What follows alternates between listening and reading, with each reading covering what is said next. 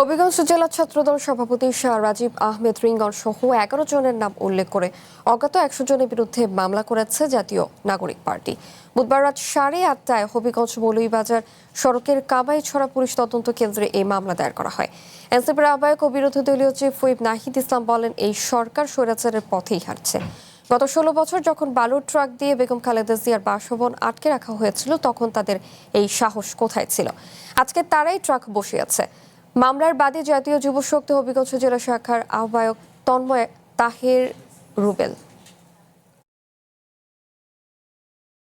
যে সন্ত্রাসী বাহিনী, যে স্থানীয় এমপি এবং বিএনপির সন্ত্রাসী বাহিনীরা তারা কিভাবে আতঙ্ক তৈরি করার চেষ্টা করছে। আপনি দেখেন গত 16 বছর তাদের এই উল্লঙ্ঘন কোথায় ছিল। যখন বালুর ট্রাক দিয়ে বেগম খালেদা জিয়ার বাসভবন আটকে রাখা হয়েছিল, আজকে তারা সেই ট্রাক বসিয়েছে। তো তাদের হিম্মত হয়নি তখন সেই ট্রাক সরানোর। গত 16 বছর তাদের হিম্মত কতটুকু বাংলাদেশের জনগণ কিন্তু দেখেছে। এখানে আমরা বলেছি, এটা যারা এখানে আছে সবাই জিকে গাউসের অনুসারী, এবং এখানে যিনি প্রধান মামলার আসামি তিনি হলেন রাজীব আহমেদ রঙ্গন, জেলা ছাত্রদলের উনি সভাপতি।